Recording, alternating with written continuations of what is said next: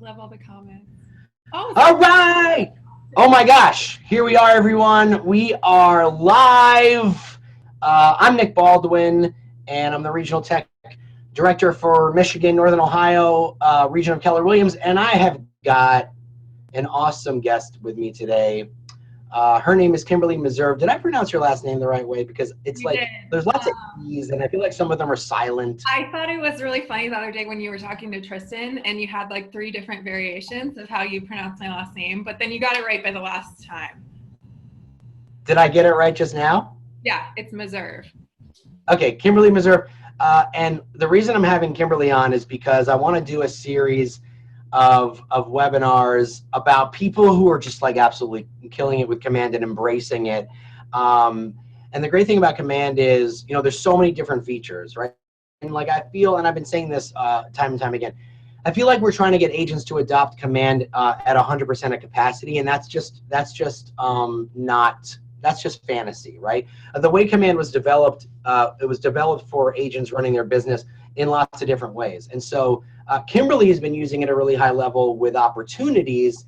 And what's cool about opportunities is like you could track your pipeline, right? From like the moment you talk to somebody to the moment they close, and you have a 30,000 foot view of your business, and you can see how much commission is at the end of the tunnel. And that's really, really motivating. And I wanted to have Kimberlee on because she's based in Boston. She's from Maine originally, and she moved to Boston about a year ago. In her first year in real estate in Boston, she did 11 million in production, and she didn't know anybody. We'll get into that later. But she's really into opportunities. And right now, what is your opportunities pipeline? What does your CGI pipeline look like on March 18th of 2020? What's it look like right now? Yeah, so I just updated it this morning and it's up to 122.50. So 531,000. I was going to say it's not $521. It's $521,000 in potential commission, right? Yeah. And it's only March 18th, right? Yeah. And everyone's in quarantine at their house, and your pipeline's still growing. Yeah, actually, it went up $20,000 over the last 2 days. I love it.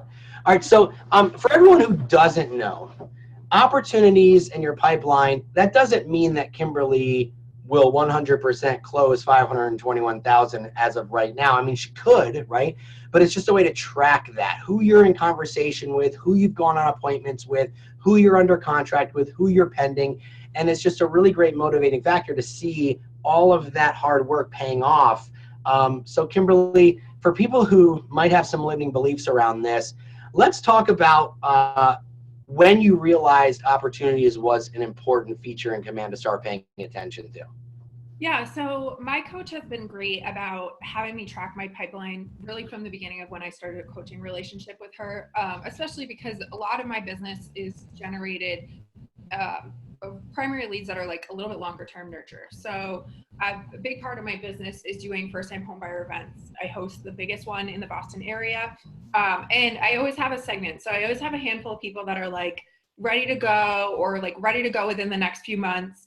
And then a big segment of people that are like in the 6 to 9 month range. And then a bunch of people that are 12 plus. So as I've been planning, building my business, moving things out, it's been really important for me to track like what's my business going to be in the next few months, because it's not sudden. It's not Zillow leads that they're ready to go see a house right today. I'm going to put them under agreement. And the cool thing is actually I have some clients now that are closing that came to some of my very first events that I hosted. So this has just really allowed me to track what my business is doing, where it's going, and keep tabs on everything. That's awesome. So when you started, so last year you did just around 11 million in sales, right? Yeah, okay. 11.6 million. Right, and your GCI was around 250,000, right? Yeah. Okay. And so what changed? Like what? And you were using opportunities last year, were you not? Yeah, I started to dabble in. I was like one of the earlier adopters in the labs and everything. And I'd always had a pipeline of just a spreadsheet for my business, but I loved like transferring everything into the opportunities because it's just, I'm a very visual person. It's very easy for me to see everything a lot better. And then to check, like what I do every day is I check, okay, where are people at? Who do I need to be following up with? Who can I be moving along the line? And a lot of, just because of the way I run my business, like I was listening to a lot of the coaching yesterday, and they had snippets between the breaks. And it was from Gary talking at family reunion. And he was talking about how most buyers end up working with the very first agent that they meet. And so I really position myself to be at the very beginning of their home shopping journey. And so my conversion rate on people that are in my pipeline, I've met them. They're not just random leads that I've never really met face to face. So I have a really good conversion rate, and it just allows me to keep tabs on like, okay, like who do we need to be getting into pre-approval? Maybe who's like working on their credit? How can we move people along the way? So yeah, so with the buyer seminars that you're doing, you're basically, I call it the Disney Fast Pass of lead generation, in the sense that like you have basically met them in person, as opposed to having to follow up over and over and over and over and over, right? Like you're offering value right off the bat, and you're getting people to come physically visit you and learn from you, and you're starting these relationships. They put a face to a name. They've met you, they've learned from you, they're starting to trust you. And so those are the cultivations, right? So in opportunities, we talk, it's different stages, and you can you can change those stages as you like, but cultivate or nurture is the very first one. And that's just someone you've had a conversation with about real estate, and you basically know what they're looking for, right? And so that's kind of what you're doing. You're positioning yourself for that cultivation stage, and then continually staying in front of them. So what kind of value are you bringing them to help build that relationship right off the bat?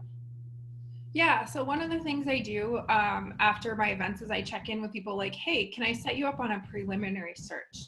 A lot of people find like they aren't ready to meet with me. It's actually funny. I've had a lot of people like, oh, I'm not quite ready yet, and I don't want to waste your time, which is cool, because like it's not, I don't have a lot of like looky-loo time waster clients. They really respect my time, which is like really cool, because that's not how it was when I started my real estate career. Nobody respects anybody's time anymore. That's awesome. Yeah, it's really cool. Like I set all those expectations along the way. Like I have clients that are like, oh my gosh, I'm so sorry to text you at 7:30. I know your hours are until 7 p.m. And they're just like really respectful and grateful of my time. But back to your question. So what I do is I follow up and say, hey, I know you're not ready to meet yet, but like, can I set you up on a preliminary search so you can start seeing what different neighborhoods are looking like that you're interested in? And then that way I'm either setting them up, depending on how specific they are with what they know. Like I have some people that know exactly what they want, but they also know, oh, I just re-signed a lease, or I'm in this position, I won't be buying until this timeline that's a little further out. So those people would go like on an MLS search or on a neighborhood update, and I'm putting them in the cultivate stage. And then when people are like working closer to getting a pre-approval, to setting up an appointment, I'm moving them into the appointment stage. So I have a list of people that I'm working on scheduling. Maybe they've like canceled because something came up and we have to reschedule, or hey, I'm going to actually push my time out. So those people would be in like the scheduling phase. Like I have a few people right now that I have in the scheduled because I'm meeting with them in the next few weeks. And then moving people to the active stage from there. Gotcha. Okay, that's awesome. And so, a lot of people will look at your pipeline and they'll say, because I think you got some, not pushback, but with agents, and I just think with people in general, but, we deal with agents for the most part. There's a lot of limiting belief there. There's a lot of doubt. There's a lot of, but, she only did this because of that. There's a lot of that going around in the business where people have a hard time wrapping their brain around how one person could potentially be doing so much. But basically, anybody that you have a conversation with, and I'm not just talking to Kimberlee, I'm talking to everybody that you have a conversation with about potentially buying or selling real estate, that's a cultivation. That person deserves to be in that cultivation stage in command. Like if you just are at the park with your kids and you strike up a conversation with somebody and you get into real estate, like going to the park with your kids is the best thing in the world. Obviously can't do it now during a zombie apocalypse. But when it wasn't a zombie apocalypse, you could, and you just have conversations around real estate, and those people can go right into Cultivate, and then you follow up with them periodically. So let's talk about what your stages look like. I mean, we'll share your screen in a minute, but what do you have in Cultivate? What do you have in Appointment? What do you have in Pending? You know, what's that look like? I know that you have over $500,000 in potential GCI. So what's it look like in actual GCI right now, and what do those different stages look like? Yeah, so I'll just give you a quick breakdown. So my business is heavily on the on the buyer side. I have only 3% of my business's listings, 94% is buyers. And then I have a handful of leases. Those are primarily just like clients that are like, hey, listen, can you lease out my old house for me? I don't really work with tenant represent. I got you. So we're representing landlords. So it's a listing, though. Not really. It's more just like out as a favor. It's not really like a part of it. So I'm mostly buyers. So right now I have 19 people in the Cultivate phase, 13 in the Appointment. So that looks like I'm either going back and forth on scheduling. I have 3 currently scheduled, and then I have a couple in the kept. So sometimes I have like weird, like I'll give you an example. It's hard to have everything like really set of rules, because like I met with a couple and they're now in my kept situation because we talked about what they're looking for, and they're actually having a friend potentially buy with them, and their friend is going to be coming to my next event. So I was like not really ready to put them into signing agreements, any of that, because they're not really 100% sure what they're going to be doing. They will be doing something. They just don't know what that looks like yet. So I didn't want to move them out of the Appointment stage until we figure out what their trajectory is going to look like. And then I have 24 active. So I categorize it a couple different ways. So searching is really people that are like at the very beginning phase of their search. I'm huge on getting people signed to buyer agency as quick as possible. If they're within like 12 to 9 months, I'll really push for that. And then I pitch it as like, hey, let's get you educated on the market. You can see what properties are doing, what stuff's selling for, how quickly they're going, so that by the time you are ready, you're going to be one of the most educated buyers out there. So I've got 16 people in that searching phase right now. I have 6 people that I'm really actively showing. And then, so those are in the showing phase.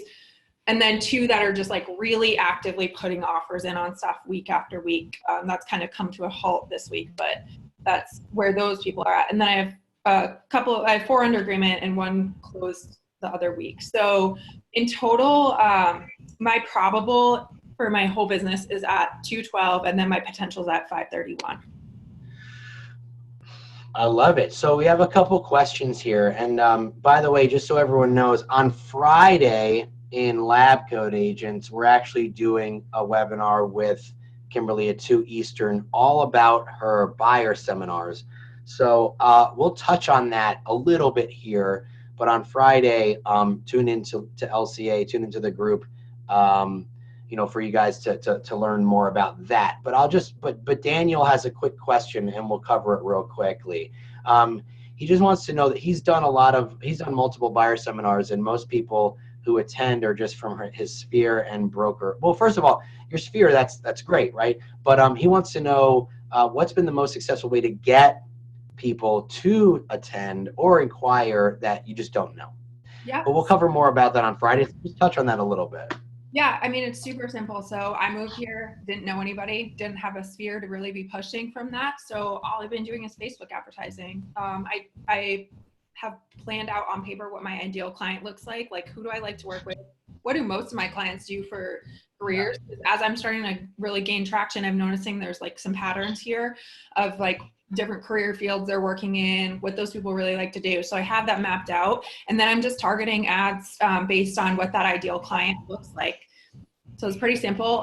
The cool thing that's happened over time as it's become a thing. So I've been doing these every single month since July of 2018. So I started a couple months before I actually moved here. And as it's become a thing and I've had clients close, they've started to tell their friends or their family members. So I have a couple people in my pipeline that like is a buyer of one of my past clients. I've got some people that are currently shopping right now. Their friends are going to be shopping too because they came to the event. So it's really cool. It's gained a lot of word of mouth. That's amazing. And we'll talk more on Friday, and I'll post the link for you guys in just a second in the chat box so you can register. I'm just not really good at doing two things at once, so give me a second for that. Someone asks here, you know, when you have a lot of you're about 95% buyers, and now she just said that she has 6 people who are actively looking at homes, but are you utilizing a showing assistant? And if not, when do you think you plan to do that? Because obviously this is just going to keep growing. Yeah, so I'm not currently using a showing assistant. I did have one at one point last year, but it just wasn't a right hire. I made that hire really out of pain rather than going through the whole career visioning process and making the right decision. And then luckily just kind of the winter lull. But the pace of how everything's happening in our market up until this past week or so is the majority of the properties are really open houses only. So I couldn't realistically go to every single open house with every client anyways. So most of my clients are going to open houses. I still am doing private showings. I have a couple showings this afternoon, but I do have plans. I'm actually actively interviewing for a showing agent right now because it's definitely going to get to a point where I can't attend all the inspections. I can't attend all the showings and the walkthroughs. So that is part of the plan. Yeah, I mean, eventually you're just going to get kind of worn out from that. So you're definitely going to have to implement some sort of model in that sense. Hey, let's see your let's share your screen. Are you comfortable doing that? Yeah, I put all my inappropriate stuff away. Okay, so the way you do it is you go down to the, okay, so at the bottom of your screen, take your mouse and you'll see the share button, and right in the middle it's like a rectangle with an arrow. It's green. Oh, you did it. I'm so proud. So proud. Tech savvy, Nick. Come on. All right, so I know you're awesome. I'm just joking. So let's look at let's look at what this looks like. Okay, so for those of you who aren't really using opportunities, one of the features that I love about it is this activity. Like, this shows you what your year looks like. It shows you when most of your business is coming to you, right? So let's look at January, and it's just increasing. Even though we're going through all this stuff, it's increasing through March, which is pretty incredible. So can you just roll your mouse over the purple dots? Yeah. So go to January, go to December. Start with December. So talk about what those numbers mean there. So my understanding is that this is based on where people are, like, as far as their timeline to making Okay. I could be wrong in that. That's what I always thought. So am I right in that? Yeah, so we'll go to March real quick. Yeah. March of this year. So yeah, you have like 65 people in different phases and stages and tasks and all of that stuff. I think it's when like things are, it's like everything all included, right? Like everything all encompassing in your opportunities phase. So go, and it shows you the year, so you can kind of track. You can kind of track when things are the most successful for you, and then yeah, you can toggle between listing, buyer, landlord, tenant. Go over to the ratio portion, which I really love, and this kind of tells you it's a breakdown of your pipeline in general, where most of your business comes from. So a lot of people are going to probably ask you, why are you focusing so much on buyers? I mean, I have a comment to make after that, but let's talk about why you're focusing so heavily on buyers right now and not sellers. Yeah. So, I mean, a big part of it was just I enjoy working with buyers, and I started doing these events because when I first bought my house, I was 24. My agent didn't really tell me anything in the process.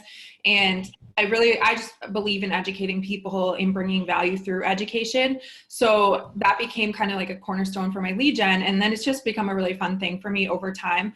In addition to that, like, the quality of clients that I've gotten from this is just unlike any other lead gen source that I've had. They really trust you, that you've shown your value up front, that it's so easy to sign by your agency. It's so easy to get them on board because I'm starting with really providing them heavy on the value and the education that they know, like, and trust me when it's time for them to make that purchase. So that's really been, that was kind of why I started with that, especially going into a new market that I didn't really know. It was just like the natural decision. And then interestingly enough, as I've gone over the last year and a half or so, I've always had moments of like, okay, it's time to add this thing in, but my coach has been awesome about keeping me on track with my one thing. And we just really believe like, you don't move on to your second or third lead gen system until you really master your one thing. And every single time I thought I had mastered this, I always found an opportunity to improve the system. So I'll give you an example. Like in January, I just started adding phone numbers required onto the Eventbrite registration. I've had a huge uptick in my conversion of registrations to attendance, which has been awesome. And then that's also allowed me to add people in and like follow up with them if they didn't attend the event. So until I get to the point where it's like, there's nothing else I can do to make these events better, I'm going to continue to focus on this for the meantime. Now I have a huge plan and a huge vision for where I want my business to be moving to. So I understand like over time, listings are definitely going to be part of that. I'm just not there yet as a single agent with just a TC right now. I just don't have the level. So you make a really great point about adding phone numbers, right? And listen, quick question before I ask the second question. So with her buyer seminars through Eventbrite that she's advertising on Facebook, you're adding phone numbers. Are the phone numbers required or are they optional? That's my first question. Required. Okay. Second, right? I don't know about you, but I would rather have 10 really motivated people there who supplied phone numbers than 50 or 60 who were right? What do you think about that? I'm totally on board. So we've seen a higher number of conversion and we've also seen a higher quality of people coming too, which is really cool. And then the other thing I've done, which I started this idea, but then I tweaked it based on the suggestion you made, is we're doing suggested donations to the Animal Rescue League. And I'm surprised the amount of people that are really donating is so cool. Like I had a bunch of people overnight register and donate, and I was like, that's really awesome, especially in this time where people are so uncertain. That too really shows you someone's committed to showing up, even though it's $5 and they don't have to make the donation. If someone spends $5, they're probably not going to bail at the last minute. Yeah, oh, for sure. I love we were talking about the donation. Let's not get too much into buyer seminars because I want people to watch you on Friday. But you asked for a donation, and it's very, very, very important. Like you would think, asking for $5, right? Not a lot of money, but usually when people donate, they have the extra cash, so they're going to be the ones that are going to be most motivated and most able to sell. So, tell me about. Okay, you have someone in a cultivates phase. No, wait, I have a million questions, Kimberlee. I'm really sorry. My head moves a million miles. It's the ADD in me. I want to go into your opportunities a little bit. Is that okay? Can you go into okay, perfect. So buyers, all right. Are you editing certain phases and stages, or are you keeping them the same? Like, are you adding tasks? Are you using it to that fullest extent where you're being reminded to do things, or do you have a different system for that? So take someone into a appointment. Click on the appointment tab. So I'm a pretty high D and not the most I don't have a lot. Oh my gosh, I love it. So for me to go in and fill out all the information is a little bit much. I'll show you an example. What I do go back to that. I was taking a picture. Oh, sorry. No, right there. You're good. Okay, got it. I'll show you, for example. So I keep it pretty minimum when they're in these earlier stages. One thing I do update. So I'll give you an example. This guy right here, Tim, he was someone that I met last year. They were going to be shopping, and then they decided to continue to rent for another year. I reached out to him about a month ago, and they were not going to buy this year, one more year. They just got engaged. So he was in the cultivate stage, and I had him in nurture, and I moved him back to watch because I was like, okay, another year. So yesterday he actually reached out to me out of the blue and was like, hey, we actually want to buy now, and we want to buy before September. Their budget had changed too. So what I do is I'll keep track of the price point timeline. So they have to buy before September. I'm putting like an estimated close date in there, because I also keep a list of like who I'm really focusing on each month for pending. And so it translates to that separate list. It's just a spreadsheet. And then I updated their budget. I always lowball the commission because people are pretty stingy here. So I like to have it on the lower end rather than the higher end, so that if I make a little bit more money, awesome. And then, so he's someone that I actually moved. We have an appointment this evening. So he's now in this phase. You will see there's some people in here that like don't have any budgets. It's because we've set an appointment and maybe they really want to like talk to me first. And an appointment could mean two things in my world. It could mean we're either doing a phone call or we're doing the full buyer consult. So I'm like this guy, for instance, we have a phone call to just chat about his plan. From there, I'll get him in touch with my lender, and then we'll actually do the full buyer consult appointment. So this is mostly just like everybody I have an appointment with. So back to Tim. So I'm talking to him tonight. They're serious. They'll move into the active phase because they're ready to go, ready to get set up on a search.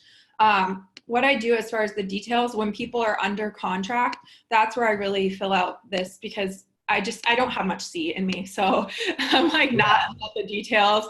I have a transaction coordinator. She handles all the like nuts and bolts of things, but I just put the basic stuff. So these guys, this is the property they're closing on. This is when it's closing, the price, commission, all that kind of stuff. Hey, by the way, I just want to say for everyone asking me in the chat, sign up for Kimberlee's webinar on Friday at 2 p.m. Eastern in Lab Coat Agents. I just posted the link in the chat. We'll be talking all about her seminars, her buyer consults. So I don't want to bog this webinar down too much with that. I want this to be really focused on how she's leveraging opportunities. So I just posted it in the chat box if you're watching this on Zoom. So register for that. So I want to keep this a little bit more focused on opportunities. All right, cool. Go ahead. Cool. Yeah, so I'm like, go ahead. That's awesome, Nick. So,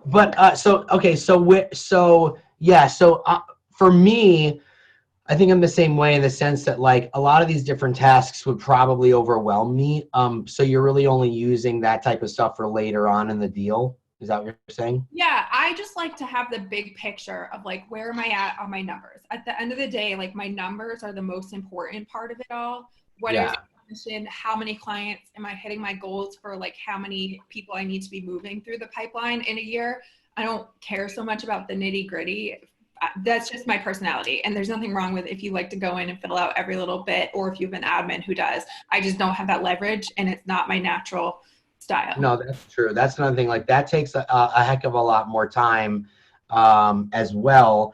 And I think that, you know, once you hire the right person to do that, could assistant or showing agent that could potentially help you with filling out different tasks and keeping you in the loop, and using conversations and discussions within opportunities as well, because there's so many features built out for that type of situation. All right, so show us listings. I just want to see what you're doing with listings. Are you changing any of? Yeah, are you like, if you go on active, right? Just do active. Are you? No, that's okay. But I just want to. Okay, so staging, showing, negotiations. Would you edit any of these like to help you in terms of like the way you do business? Would you maybe add photography or, you know, open house or things like that? Or would that be again like too much? That's a little too much detail for me. Okay, but I just want people to know like who's coming up and who's not. So like I have this listing that I'm cultivating right now. It's a referral to me. She's really working on like getting her house cleaned out, doesn't want to do anything until then. So she's in the launch phase. I had an appointment with this client. She is going to be listing once she finds a property. So she's really just starting this kept phase. And she still has to like get her pre-approval and everything. So we're not really moving forward with like photography or staging or any of that at that point, because she still has to do financing and everything on the buy side first. So Colleen asked, what does legacy mean? The legacy column is anything you bring over from Dotloop. So if you have any deals in dot loop and you transition them over, they'll pop up there, and then you can disperse them as you need to. That's what legacy is. I had a question. Oh, they want to see Cultivate again. Go back to Cultivate. Yeah, so I just want people to know go to buyers because there's more activity there.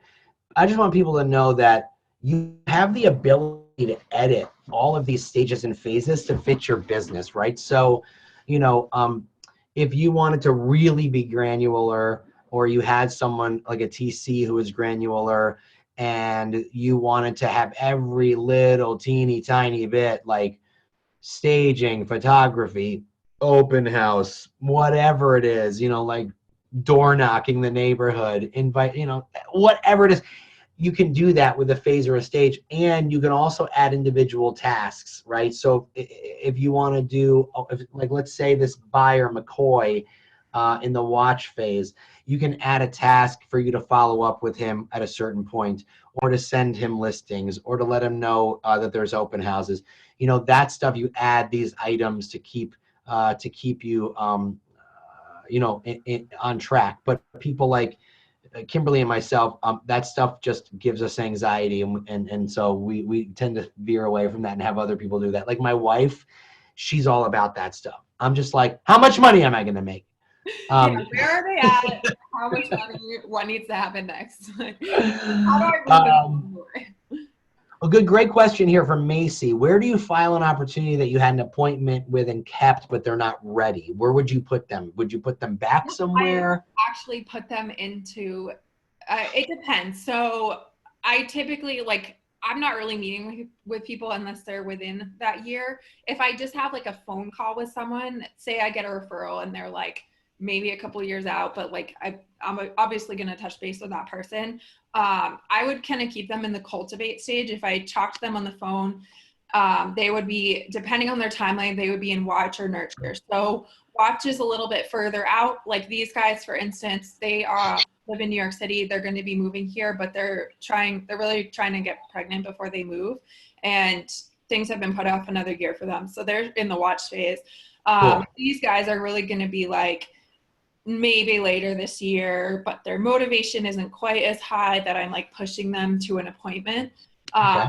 I had an appointment with someone like this guy right here, Vivek. I had an appointment with him. He's ready to go, but he has some like paperwork that's unrelated to like actually pre-approval stuff. He has some like overseas paperwork and stuff he has to do before he can move through the process. So I have it in kept so that I can see, okay, I've talked with him.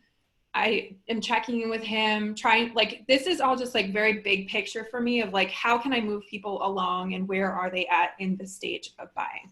Yeah.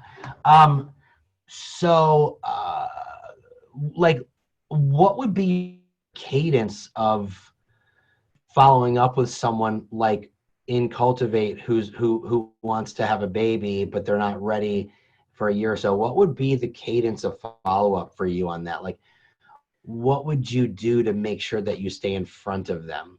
Yep. So this has been a bit of a learning opportunity for me. I'm not the greatest nurturer. So I'm a great hunter, not a great nurturer. So I can go get a lead. I have a really hard time like nurturing people over time. And I've had to put systems in place for myself to just leverage a lot of that out. And I'm also working on hiring people right now to help with some of that, just client care, nurturing, all that stuff. So someone that's like further out, I'm tying them into an MLS search if I can. So that allows me to see what they're looking at every day and if they are still actively engaging with the property search, because our MLS shows you how many times someone's viewed a property, what date they viewed it on.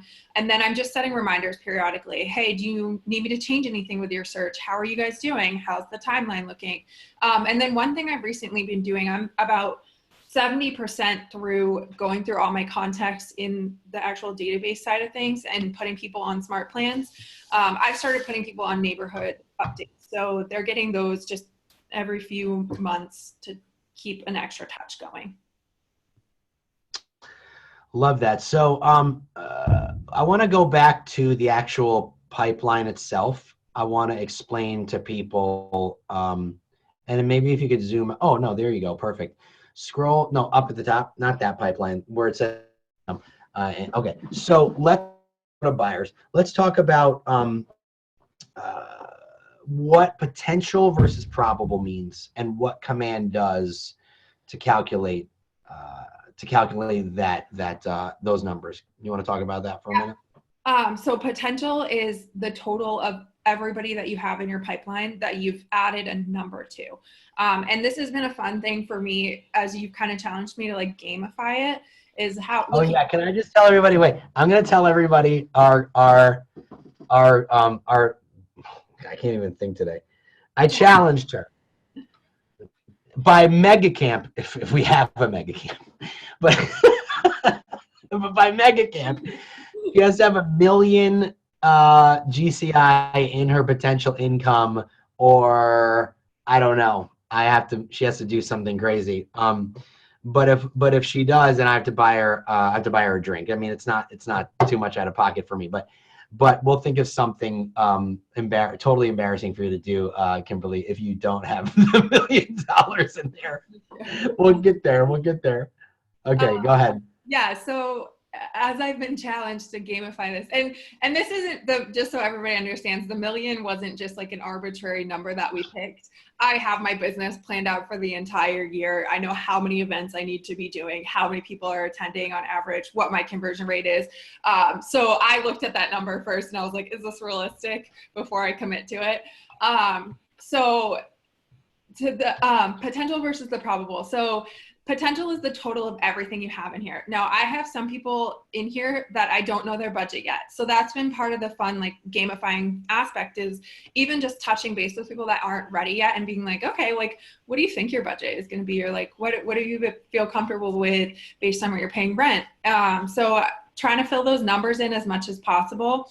And then as you move people through the whole process, you'll see that there's percentages right here. This, as they go through the process, it's their probability of closing increases. So with that, you get that probable number. So down here, you'll see, okay, I have these guys are in negotiation.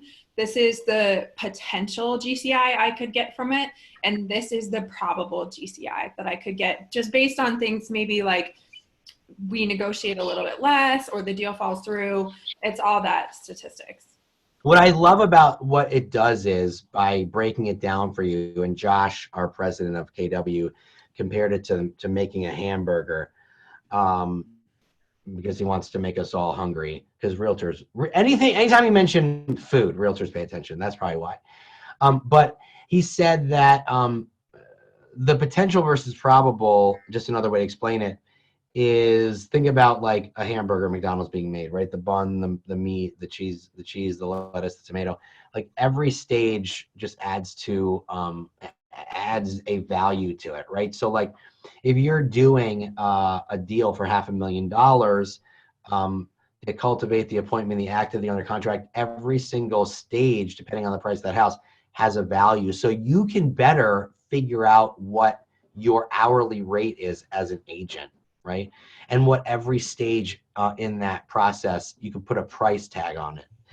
And I really think that that's very important to understand, because we are independent contractors and sometimes it's hard to figure out how much our worth is. And this helps you put a really specific number on it. So you can truly understand what your value is. So I love that they do that. Someone asked how many total buyers and sellers are in the pipeline. She mentioned that before, but yeah. What is it? Something like 65. I can't even. I'm like, I'm in awe. You said you were starstruck. I'm starstruck. Look what you're doing with this. 65. It's kind of incredible, and it's not even April yet. I hope that you guys are. Wait. Go to buyers real quick. So the average. No, up at the buyer. Yeah, right there. The average time, showing you the volume and the average time that these people are spending in those phases. I love that you have under contract down to 20.8 days. I want people to see how valuable this is. and what Command is bringing to us in helping us become business people, right? Like this is probably something that you guys have never done before. Like this is allowing you to run your business like a business. And when you have a moment of panic, right, about, oh my gosh, I have nothing in my pipeline, which leads me to another question before we wrap up. I have nothing in my pipeline, and you open up opportunities, you're just kind of like, oh man, I just need to work on these people, right? So many of us are focused on going out there and getting new leads. But when you have 65 people in your pipeline, you have 19 in Cultivate and 13 in appointments, you don't need to go out and get new leads. Just love on these people. Oh crap, I just had the greatest question for you.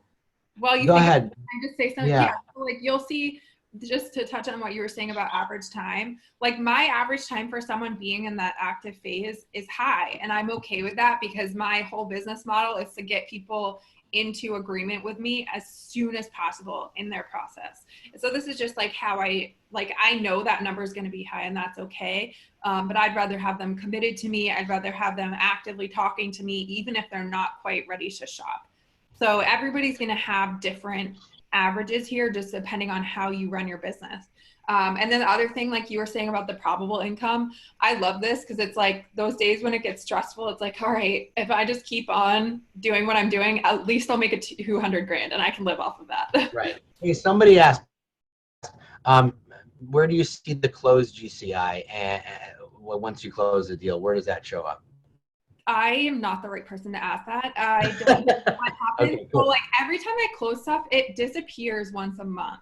So I've only had one closing this month so far, and this is my volume, but then I've noticed that it disappears every month. So so Barbara, to answer your question, every 30 days or so, that closed volume will disappear, so it won't be tracked in the full pipeline.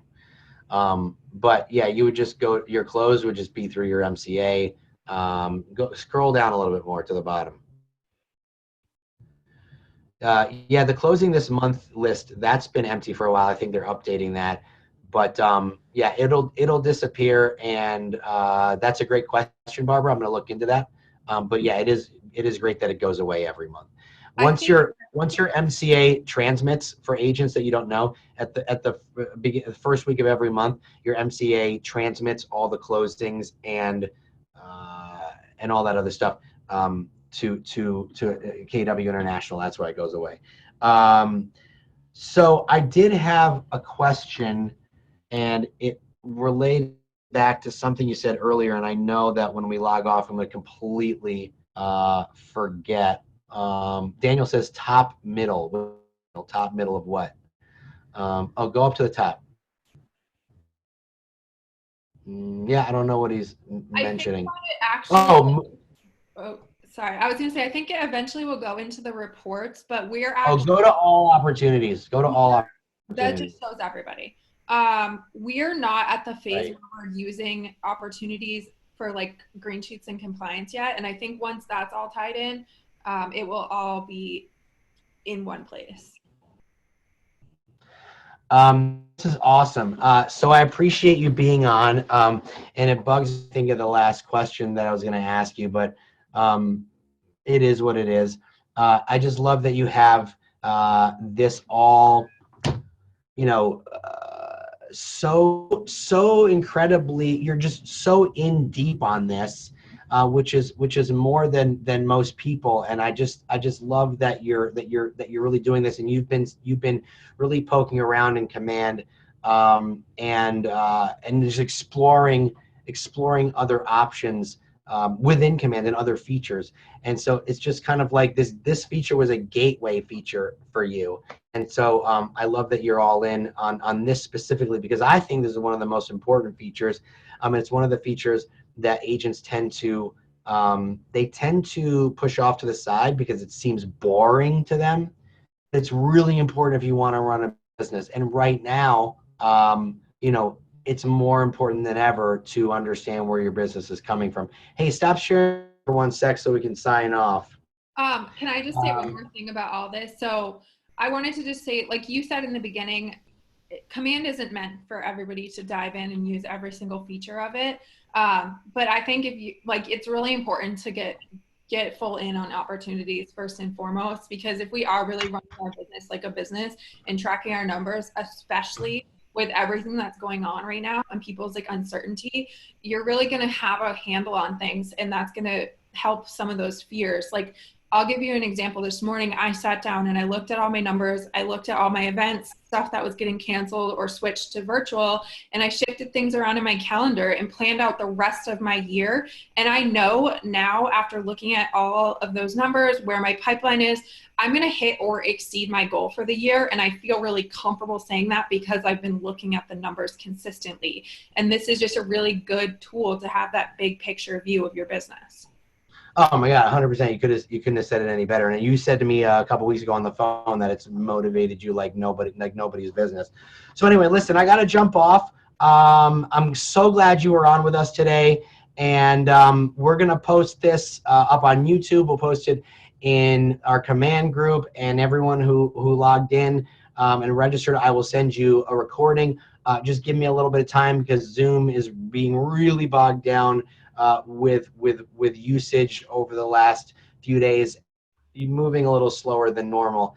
And Kimberlee, Michael says you're the highest of the D's, and that's the best. So thank you for being that person. I'm a very high I. So what I love about it is it doesn't look like a spreadsheet, so it's a little easier for me to comprehend. But Kimberlee, you're awesome. I love that you were on here. Thank you for being a friend, and thank you for sharing. And everybody sign up for her Friday webinar in lab coats. I posted in the chat.